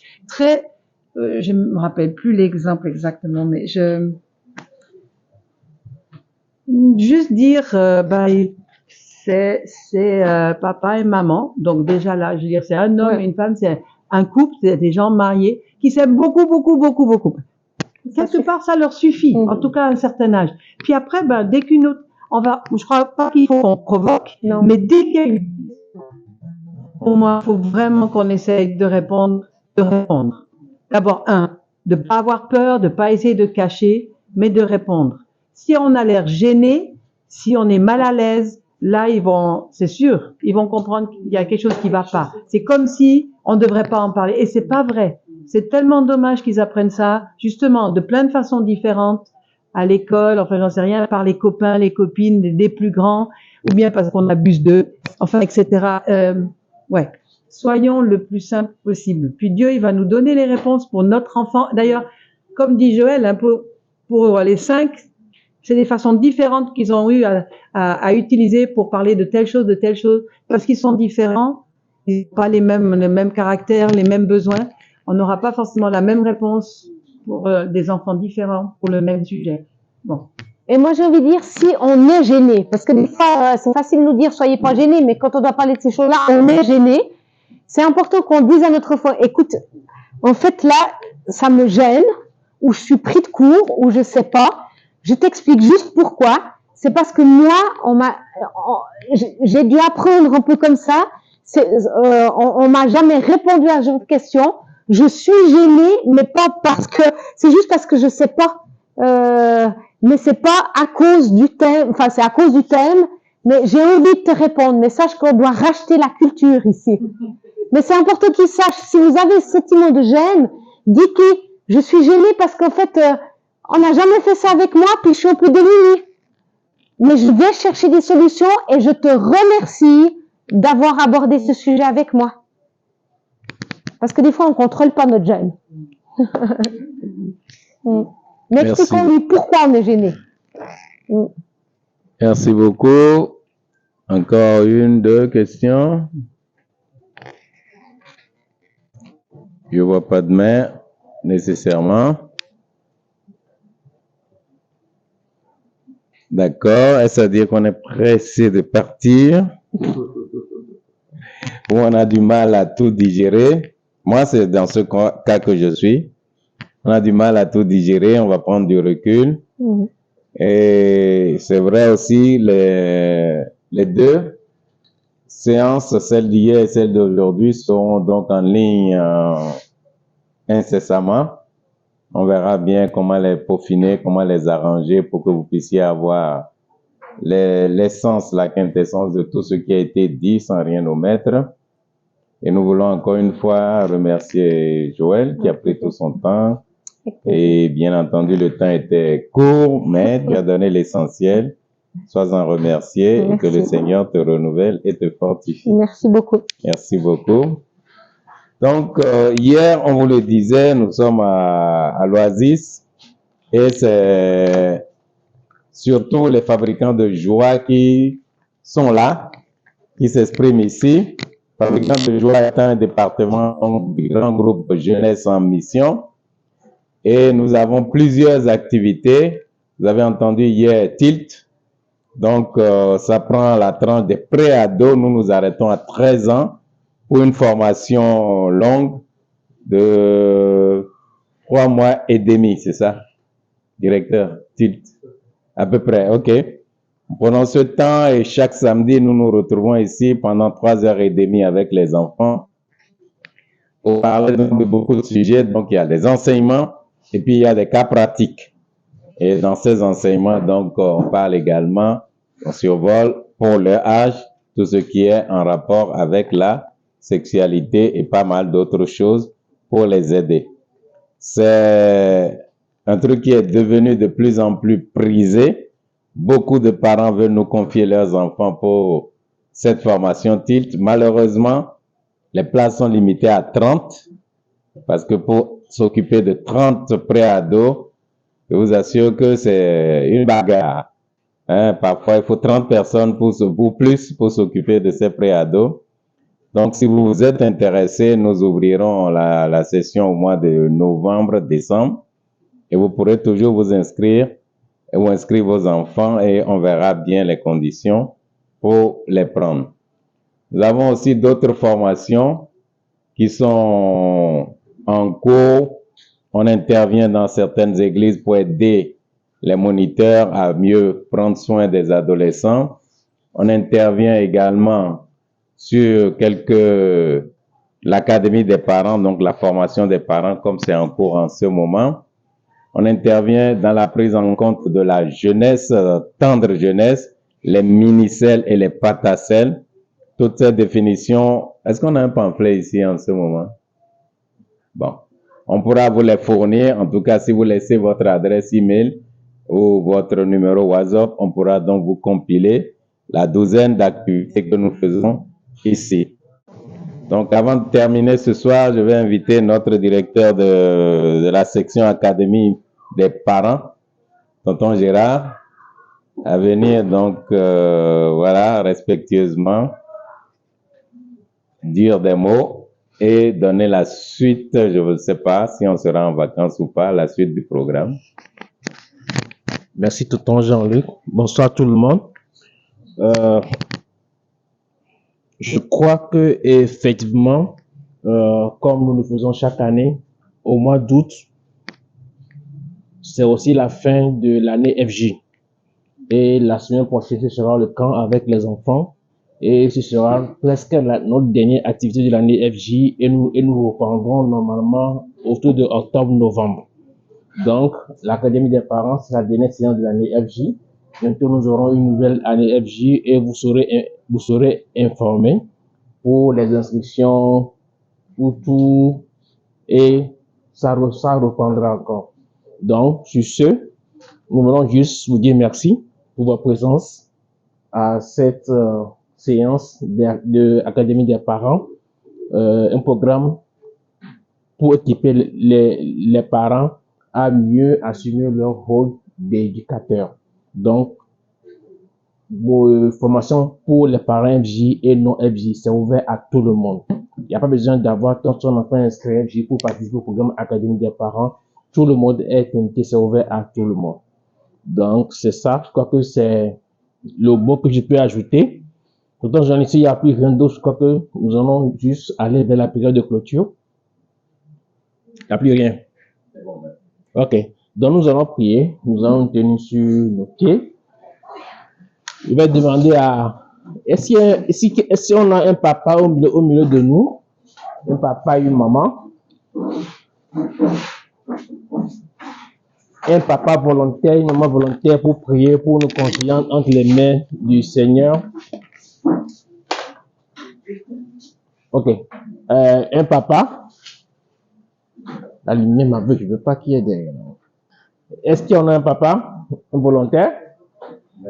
C'est bon. Ah, il y en a le deux. Ok, c'est bon. Donc, c'est le frère Ferdinand, je crois. Ok. Ok, donc nous allons baisser nos têtes et nous allons prier. Maman, tu commences, s'il te plaît. Père fidèle et Père responsable, nous voulons encore te dire merci pour ton amour que tu as manifesté pour nous. Merci pour toute cette année. Tu as été présent avec nous durant tous les enseignements. Et merci Seigneur parce que de nous avoir équipés en tant que parents à travers les enseignements.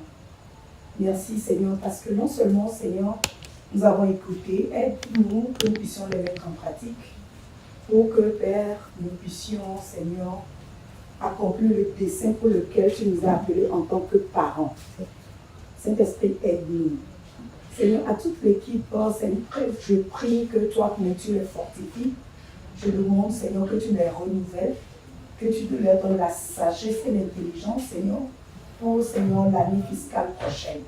Seigneur, bénis-les pour toutes les œuvres, Seigneur, qu'ils font, Seigneur, pour, Seigneur, ton royaume. Bénis-les, Seigneur, dans tout ce qu'ils entreprennent. Maintenant que nous allons partir, nous demandons, Seigneur, que ton esprit nous conduise et que tout un chacun de nous rentrons, Seigneur, dans ta grâce et dans ta faveur. Bénis tout un chacun de nous. Au nom puissant de Jésus, j'ai prié. Amen. Amen.